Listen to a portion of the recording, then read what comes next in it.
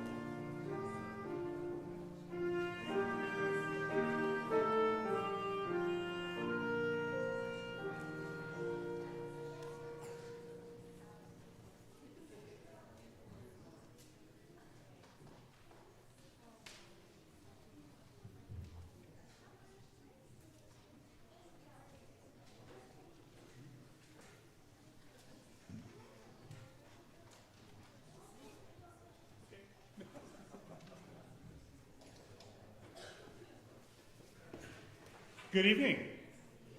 I was watching the clock and now I've been told it's slow, so the battery must be off, and I, sure enough, checked my clock and it's 3 minutes past. All right. Welcome to our 5 o'clock family-friendly, no rehearsal needed pageant for the Christmas story. This year we're doing things a little different to be exciting and new. We're going to have a little explanation about the candles and a little explanation about the format of a Lessons and Carols service, but we've toned it down to be kid-friendly and fun. So, to begin our lovely service today at 5 o'clock, I need about 4 volunteers with their favorite grown-up to come up here. 4 volunteers who are youngish types, could be any children or youth with their favorite grown-up. And you are going to help light the candles of our Advent wreath. Here comes one. Here comes 2. Here comes 3. Excellent, excellent, excellent. So, first I'm going to ask some questions, and feel free to shout out the answer if you want. We're good. We've got lots of people. That's fabulous. So my first question is, do any of you remember making Advent wreaths at home or at church or somewhere else where you have 5 candles and some evergreens on a round or a square thingy? Anyone? Anyone? Raise your hands. Anyone ever make one of those before? Ooh, up in Alaska several years ago when I visited my sister's family, we made them on logs that were birch logs cut in half, and they sat on the table so nice and flat, and you just stuck all 5 candles in a row. Here, we've got a nice carved and put together piece of wood and screwed in candles, and they're sort of in a circle-ish, but they're all the same. The 4 candles that are purple, sometimes there's a pink one, but not in this church to this year. The 4 candles that are purple represent 4 weeks leading up to Christmas, and we call that Advent. Advent is a getting ready word. It means we're getting ready for Christmas. So, we have the white one too. Does anyone know or have a guess what the white one might be in the middle? Anyone? Anyone? Anyone? Ooh, I see a hand out there. Yes? Christmas Day? Christmas Day? Possibly. Very close. Ooh, I see another hand. Yes? To light the other candles? Well, tonight, yes, we're going to do that tonight. But it represents something for those of you that have a little bit of a more grown-up brain that knows what representing is. I see this hand over here. Sandy. Jesus! Yes, the white candle represents Jesus, whose birthday it is tonight. Did you know you were at a birthday party? No, you didn't know you were at a birthday party. Well, that's what tonight is. It's a birthday party for Jesus. All right? So, here's what we're going to do. The first volunteer of the 4, is that going to be you? It's going to be you. You and your favorite grown-up are going to stand up and light the big white one. All right? And if you press that button right there with your thumb, there's a funny little lightning that goes across at the top. Make that part touch the white candle wick at the very tip top and see what happens. Oh, press that button. Ooh, and the candle of Jesus is lit. You lit the light of Jesus. Now, if I had a normal candle wick thingy-mabobber, I could then light from this to light these.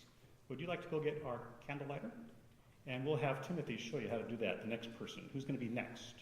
You and your favorite grown-up. Okay, Timothy is bringing us a candle lighter, and the candle lighter is going to be lit from the Christ candle for a reason, because Jesus is the light of the world and helps us remember that Jesus lights for everybody else.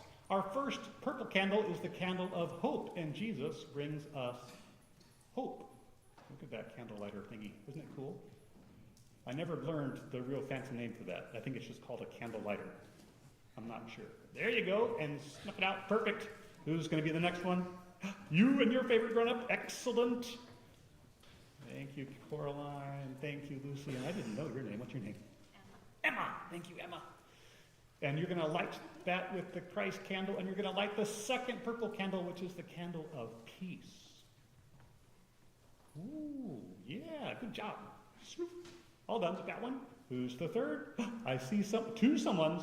Do you have your favorite grown-up with you? Excellent. Come on up and tell me your names. You'll have to work together. Can you work together and hold it together, do you think? Jackson and Charlie, welcome. And what's your dad's name? Dad. Great. Oh, light the white one first. Whoa, no. Let's get that one go away. There you go. We're going to take the light from Christ, and we're going to light the third one, which is the candle of joy. So now we have hope and peace and joy all lit to represent those 4 weeks leading up to Christmas. Now, who's the next one? I see another hand. You want to come on up with your favorite grown-up? Well, there you go. I've had that happen to me too. So now we're going to stick that little part up out of there. Can you move the little part right there? Up and out. There you go. Light. Make that come alive with light from the white one. Yes, when you're done. Yeah. So light from this one first. And then you'll move over to the purple one from that one. Yeah. And then you light the purple one. And the fourth purple candle is the candle of love. And then you slide that out. All done. And now we've got all of our Advent candles lit. Hooray! Good work, everybody. The candles of, what were they again? Hope, peace, joy, love. You know all of them, but they weren't necessarily in the order that I knew.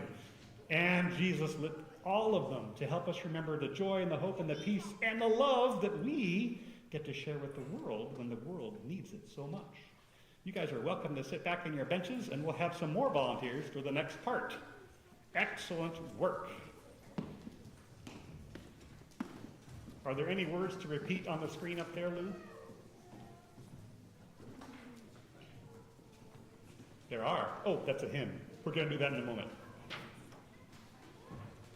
Actually, it should be 112, right? On Christmas night, all Christians sing. Oh. You're on the wrong side. I'm on the wrong side. 133, oh come all you faithful. Let's sing that together, and we should have done that before we did the next. But hey, we did it backwards. That's okay. I'm sometimes backwards. Shall we sing? One or two verses. Yes. We're going to do verse 1 only. Verse 1 only. 1, oh come all you faithful. Let's sing together. And my spot was taken by a whole bunch of you all.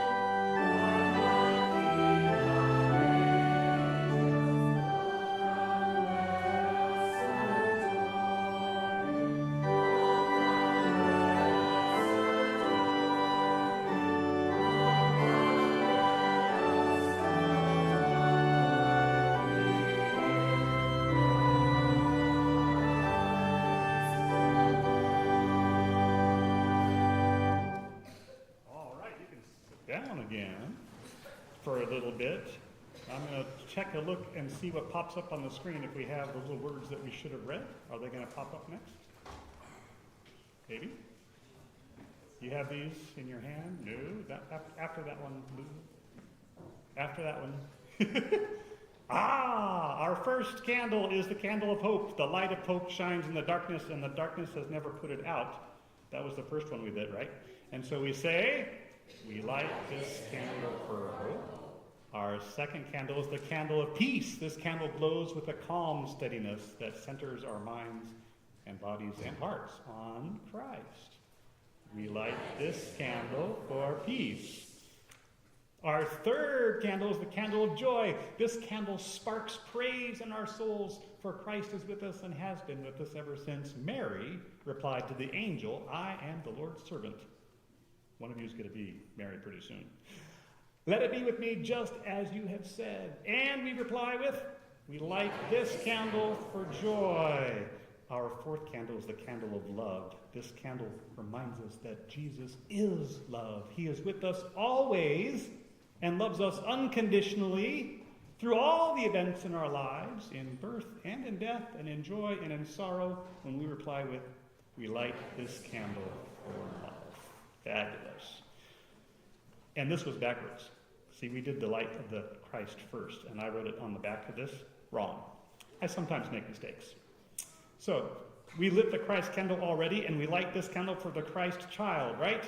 We light this candle for the Christ child. And I explained that already to you guys, so you guys are already pros. Fabulous. Let's sing 1 and 4, now you're over there, verse 1 and 4 of On Christmas Night, All Christians Sing. And that could be 112 in your hymnals or up on the screen.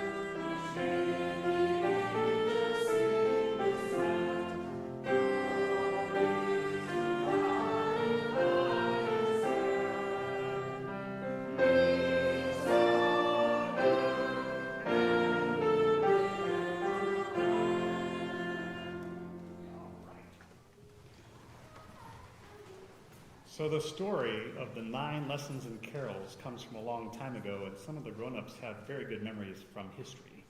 And it first started as a way to help us remember during World War II. And so the first lessons and carols were 9 lessons telling the whole story of our faith, from the very earliest part that started in Judaism all the way to the Jesus part that we have alive with us today. And so that's the whole story of the 9 lessons and carols service. At 7 o'clock, we're going to do the traditional version. At this service, we're going to do just a little taste of it. And this is where we get to begin acting out the parts. So, for our first little lesson, we're going to talk about the very first part of that story, and it's creation, when the world was made. Who would like to be a creator? Or perhaps something that gets created, like a sun or a moon. Any one of you that wants to come up and be one of those things, you can make up the movements yourself. There you go. I have a volunteer, Timothy. And here is the story. I might need a couple more. Let's see. Oh, yes, we've got moon, we've got water, we've got sunshine, we've got birds. Oh, my, there's so many parts to this. Come on up, somebody. Yes, come on up with your favorite grown-up if you want, or with that little mask that you had in your hand. There you go. We might need some animals. Any animal mask that you might have in your hand? Anybody?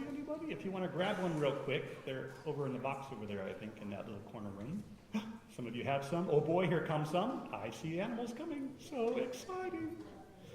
And I will sit in the front row and let you guys stand up on the stage as I read the story so you can be the story.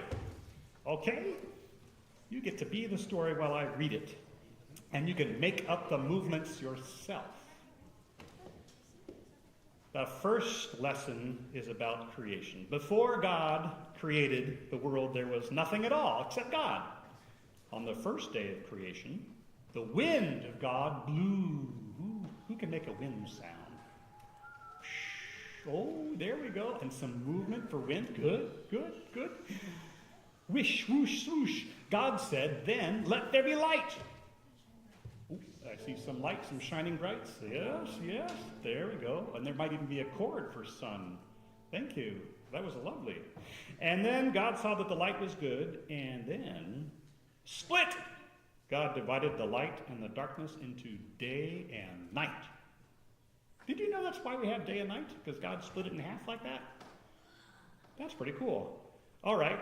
On the second day, God said, let there be a sky. Ooh, a big sky. Oh, I see some movements for sky, some clouds maybe and stuff up in the sky. Very good. Pillows and billows and puffs. There was sky, and God saw that it was good. On the third day, God said, let there be water and dry land. Ooh. Oh, I like the drop. I hear a drop over there.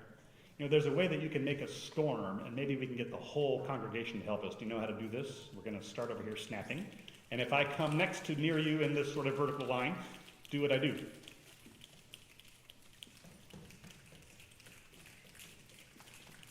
Ooh.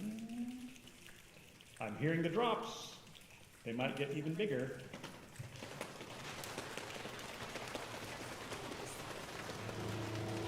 Oh, and some thunder! Look at that!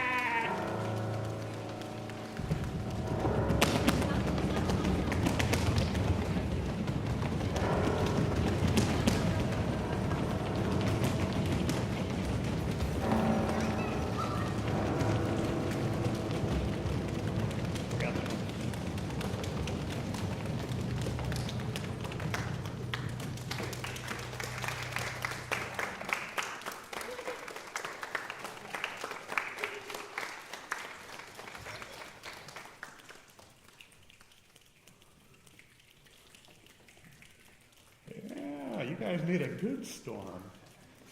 And there was stillness. Oh, do you feel tingly? Do you feel tingly in your fingers? No? I do. That's kind of like the Holy Spirit, which was also part of God. And so we can't see it, but we feel it. Keep that in mind. On the fourth day, God said, let there be sun and a moon and stars. Stars, moons, suns. Good, good, good, good, good. God saw that it was good. On the fifth day, God said, let there be sea animals. Are there any sea animals out there? That swim and birds that fly. See a bird? There's a bird. Ooh, there you go, there you go. And God saw that they were good. They wiggled and they splished and they splashed. They fluttered and they puttered and they tweeted. Not the digital kind. That was funny. There you go. So, on the sixth day, God said, let there be animals of every kind on the earth. There's one, there's one, there's one. Oh, I see them. You can make all the sounds you have. Good job. They growled, they prowled, they snorted, they skittered, and they scattered, and God saw that they were good. Guess what? On the seventh day, God was tired. It's time to rest. And all the animals curled up and went to sleep. And so did God, I guess. Who knows? Maybe God's always awake. I don't know the answer to that. But there's the first lesson. You guys did it. Fabulous. And we're going to sing another song about all those fun things. All things bright and beautiful. And I think it's short enough we'll do all 4 verses. Good job, everybody.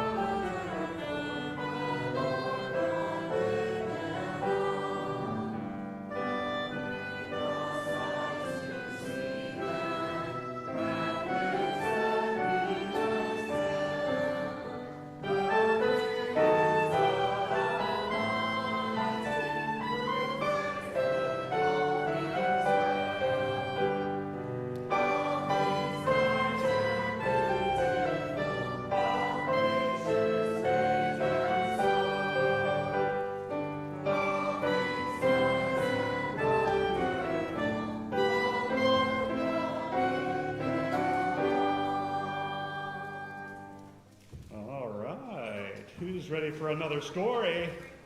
Hopefully all of you. We're going to do this story number 2. It's a little shorter in this book than the one we just had. It's only 3 pages long. This is a story about Noah's Ark. So it has animals in it. If you want to come back up if you have an animal mask, or if you want to pass it on to your brother or sister or somebody. And it has a big Noah in it, and Noah's family. So there might be some people who need to be up here dressed up like people. Oh wait, we're all people already. Excellent, come on up. Good. And there might be someone who needs to be a rainbow. Who wants to be a rainbow? Who has a rainbow? Someone wearing rainbow? You can all be rainbows. We'll be a rainbow together. We'll make it like a big ark. Okay? So here's the story. You ready to act it out? A long time passed since God created the world, and people forgot about God. Uh-oh. Except for one man. His name was Noah. He loved and obeyed God. And God talked to Noah and said, I am very sad that people have forgotten about me. I'm going to bring rain to flood the earth. Lots and lots of rain. I'm not going to run up and down and do that little thing again, but you guys can do rain down. Okay. Build yourself a huge boat, Noah, made of cypress wood.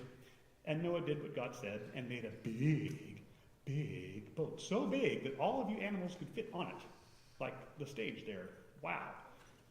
Noah, now this is really hard for me to remember and think about because it's so impossible sounding, but I guess everything is possible with God. Noah was 600 years old when he went into the boat with all the animals and his family. And he brought 2 of every kind of animal with him that lived on the land that couldn't swim. Elephants and zebras, lions and tigers, pigs and giraffes, dogs and cats, deer and rhinos, bears and cows, horses and goats. Are any of those things up there? Can you make their noises if I say them? Elephants? Lions? Tigers? Bears? Oh my? Oh. Horses? Lambs? Goats? Dogs? Cats?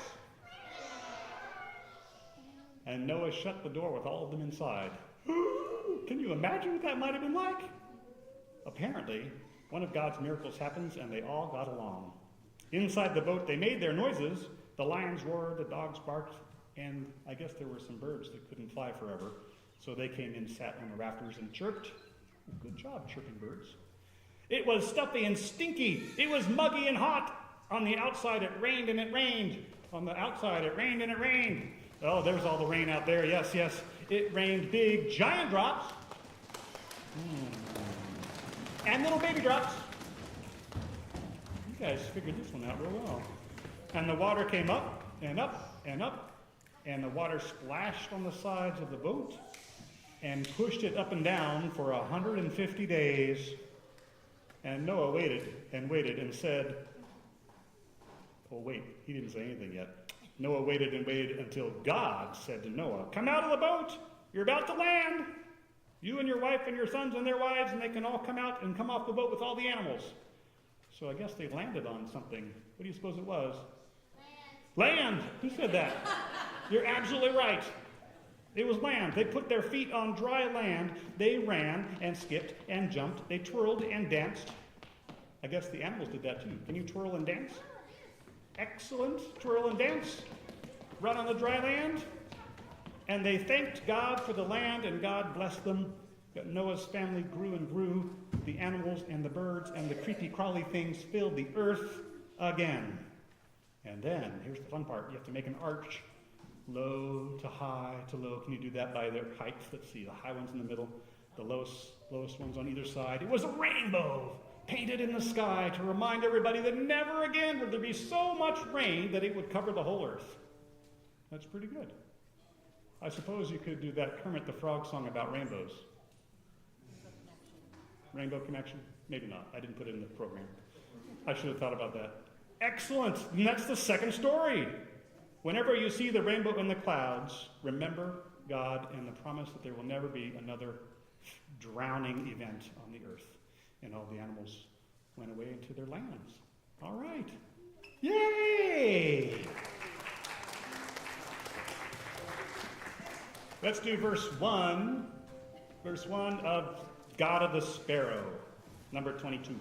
We'll sing that carol, and we can do it sitting.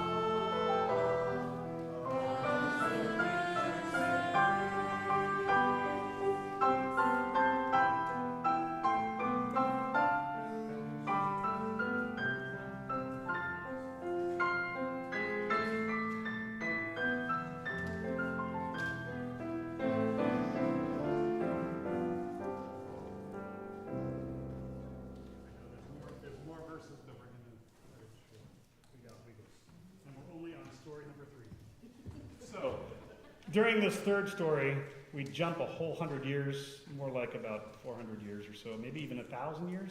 I don't know, from the Noah story all the way to Isaiah the prophet, which was 800 years before Jesus was born. So, this story is about thinking ahead to something not yet happening. I need a king.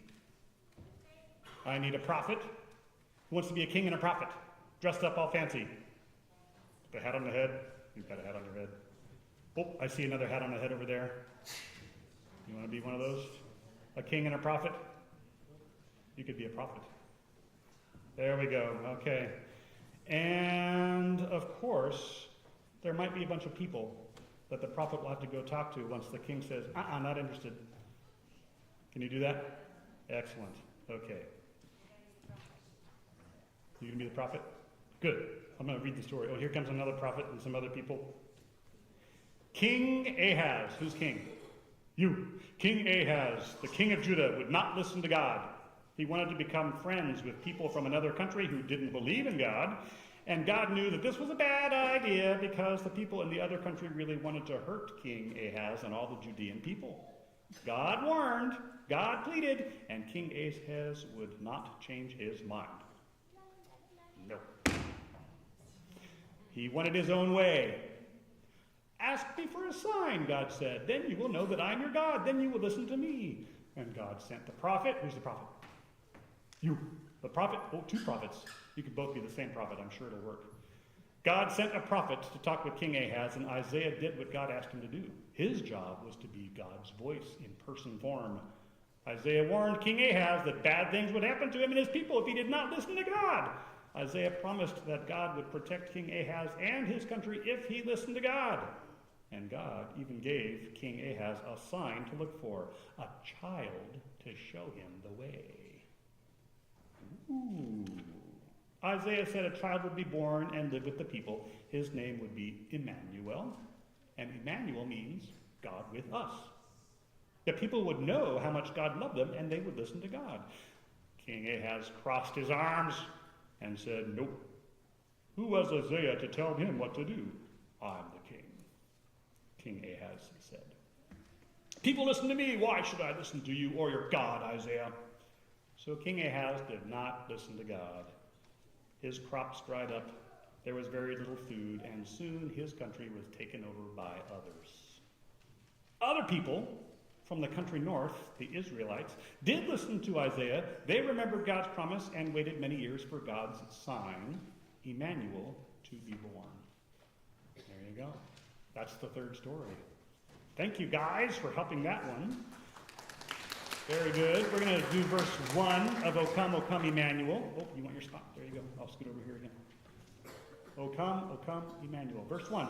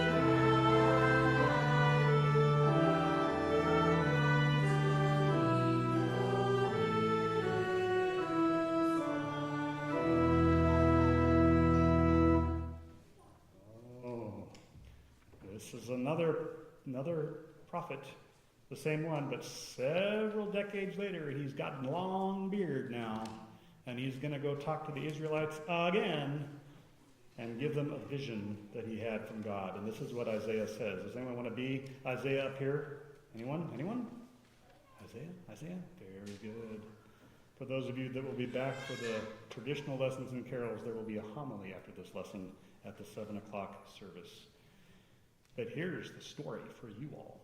The people of Israel had been at war for a long time. They were tired and weary. They needed a leader who would help them. God promised to send them a leader. The leader would be strong, a strong and wise child who would lead them and teach them how to live in peace. God promised that the child would come from King David's family and that he would be a descendant of Jesse, King David's father. God promised to lead the child. I will always be with him, God said. God promised to make the child wise. A good leader must know all kinds of things. He must be able to make good decisions. The child will be very smart and teach others too, God said. I want you, all of you, to love me too. The child will know and love me. He will show you how to love me. God knew the child would bring peace to the world. God knew that the child would be a wise judge who would bring justice to the poor. God said, I love all people. I want you to learn to love all people. Whether the people are rich or poor, I want you to love them. Whether they are hungry or full, love them. Whether their skin is the color of chocolate, snow, butterscotch, roses, or anything in between, love them. Then you can live in peace. The child would show them how to live in peace and love one another. And that was Isaiah's message when he had a long beard. We will sing together, I've Got Peace Like a River. And I left my guitar in the office, so we'll do it a cappella. Here we go. This is a repeat after me song. I've got peace like a river. I've got peace like a river. I've got peace like a river. I've got peace like a river. I've got peace like a river. In my soul. I've got peace like a river. I've got peace like a river. I've got peace like a river in my soul. Good job. You know that one. Some of you probably learned it in the Heart of the Valley Choir or other places like camp where I used to work all the time. Next story comes from later, 800 years after Isaiah, when Jesus is born. And now I need some angels. Oh, are there any angels out there? Okay. Angels, you're going to act the part of Gabriel. Do you think you can do that? Excellent. Now we need a Mary. Is there a Mary? Come on up. Another angel too? Excellent. Oh, and this angel has a baby. Excellent. Mary, all these angels are about to talk to you, so you need to come over here. And this is the story. You ready? You have to act it out. You know how to do this. Okay. Mary was a young woman. She lived in a town called Nazareth and was engaged to be married to a man named Joseph. One day, a tall and handsome person appeared in front of Mary. That personage's clothes were dazzling white.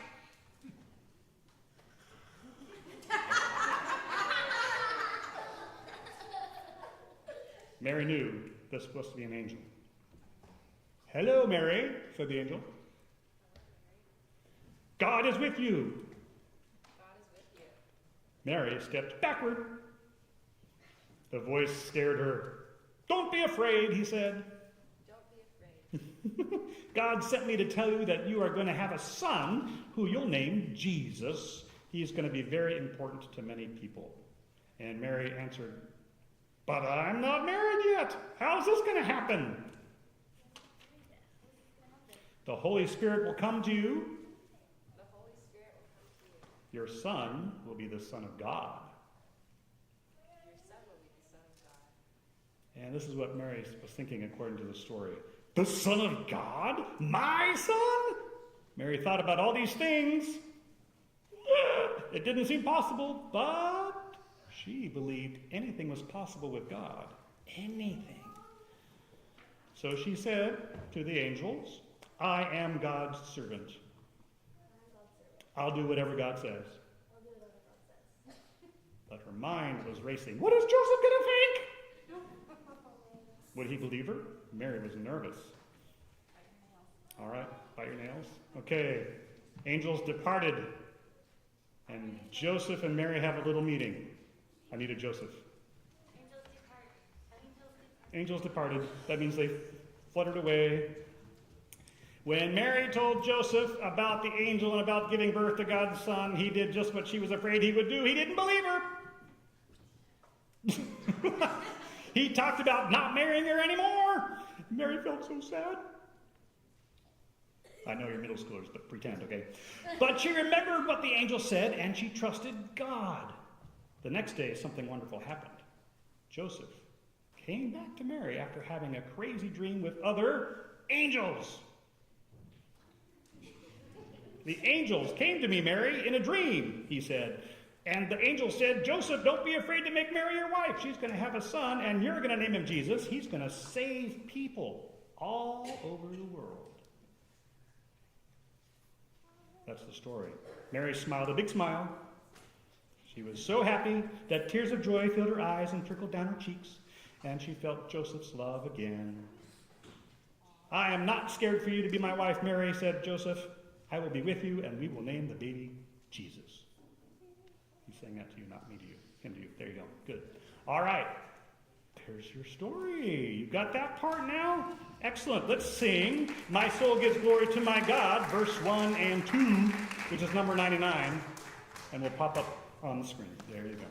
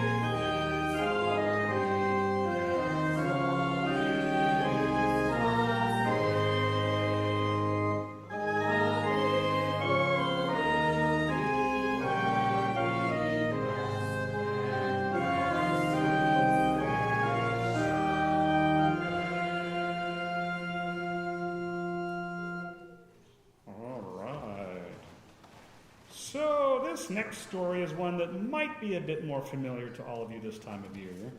And it is a story about sheep and shepherds and, again, some more angels. So do I have angels and sheep and shepherds that want to come up now? Anyone can be a shepherd. Anybody can be a shepherd. Come on up, you can be a shepherd too. If you want something to wear, you can grab something from that rack over there. Or if you just want to be up here in your dress, that could work too. Excellent. Come on up. Oh, beautiful. I see some sheep. One. Oh, is this a sheep? No, okay. Do I have any other sheep? I just have one sheep. Oh, here comes some more sheep. Good. This is the story about the sheep in the fields with the shepherds, and the angels appear and sing crazy songs. Oh, I just gave it away. You ready? We have to go to Bethlehem, Joseph told Mary. Emperor Augustus has ordered that all the people need to be counted. But Joseph, said Mary, what about the baby? He will be born soon. We'll go slowly, Mary. Bethlehem will be crowded, so we need to leave now. So Mary and Joseph journeyed to Bethlehem, the city of David, to be counted by Rome with all the other people. Joseph knocked on many doors looking for a room, but everyone said no. Finally, an innkeeper answered the door. I have no room, the innkeeper said. But you can stay in the little stable in the back. It's warm and the hay is fresh. Joseph, Mary said, I think it's time for the baby to be born. That night, Mary gave birth to Jesus. She laid him in a manger. Do we have one? We do, right there. And the animals kept them warm as they waited. Outside of Bethlehem, where all you guys were hanging out, you shepherds and sheep, and angels about to appear, something happened. The shepherds were watching the sheep. Are you watching the sheep? All we like sheep have gone astray. Oh, wait. That's not this part. The shepherds looked up. Suddenly, an angel appeared. Do not be afraid, the angel said. I bring wonderful news. The child God promised was born tonight. The shepherds listened in amazement.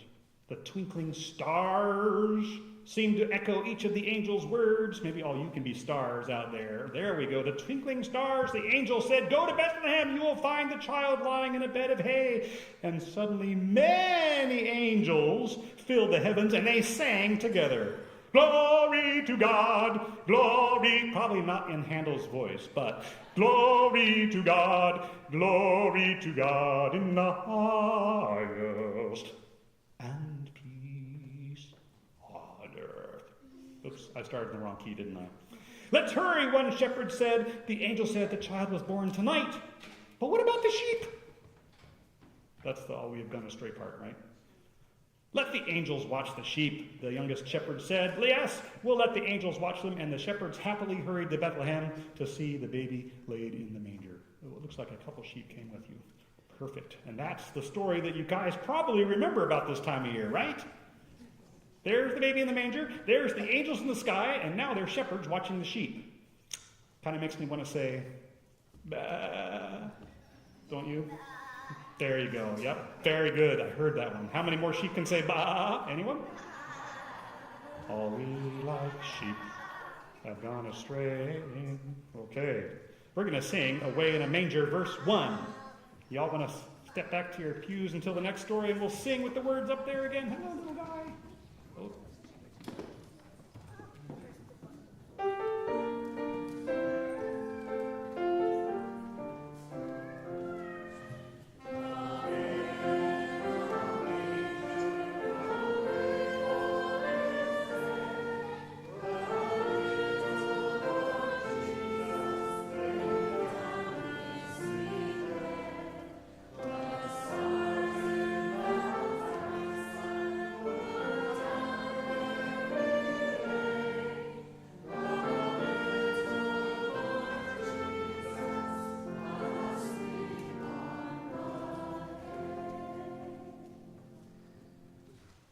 Baby's sleeping.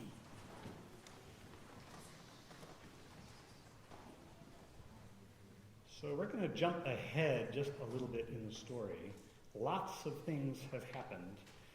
Joseph and Mary had to run away because one of the kings heard about the baby. And this baby was supposed to be a king, and so they ran away to Egypt for a while before coming back. And when they did come back, they didn't come back to where they were supposed to be. They came back and went to Mary's hometown of Nazareth. And then, 2 years later, something interesting happens. In this story, we have Magi. Who wants to be a Magi? You might consider them the three kings, but the word Magi in the Bible does not mean king. It would have been Ray if it had been king. So Magi is a special class of people from far, far away. It took them 2 years from when they saw the star in the sky to get to where Jesus was laying. No longer in a manger, but in a little cabin as a toddler. And that's the story, and it only shows up in the Gospel of Matthew. We have our Magi. We have, what are you going to be?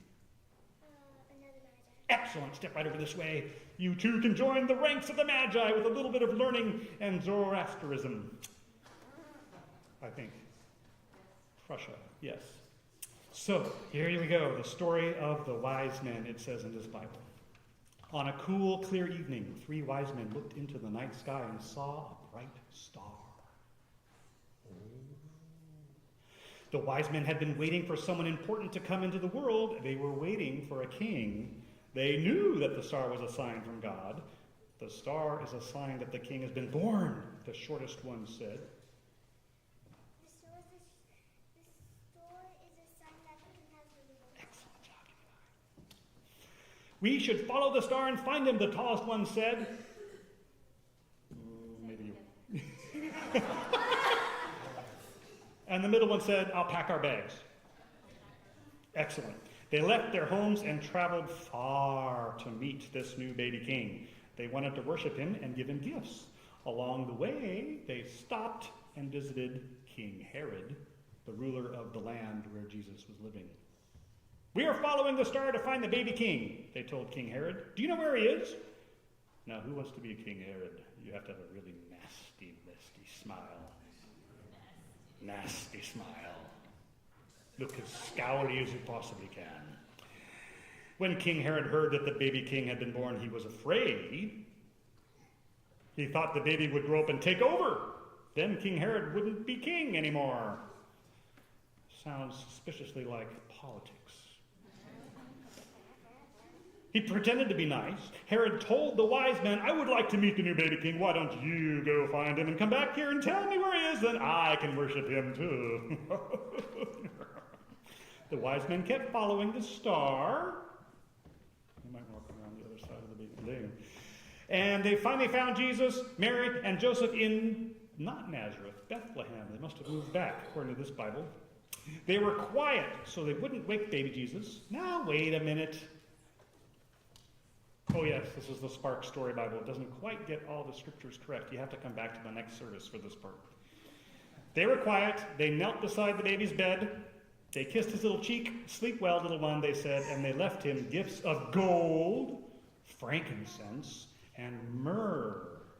Ooh, those are expensive gifts. Wow.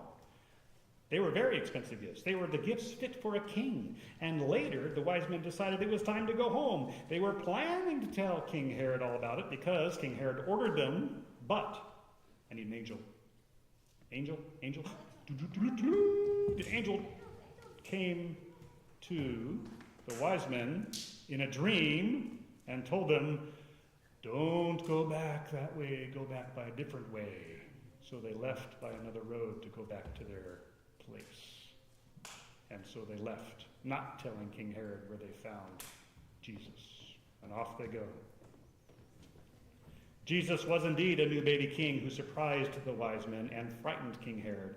Jesus was God's promise, but born for all of us, not just the Judeans or the Israelites. All righty. That's that story, but we can go ahead and sing about the three kings of Orient are, if you would like. Verses 1 and 5, I believe, will be up on the screen, and we'll sing with those melodious voices, We Three Kings.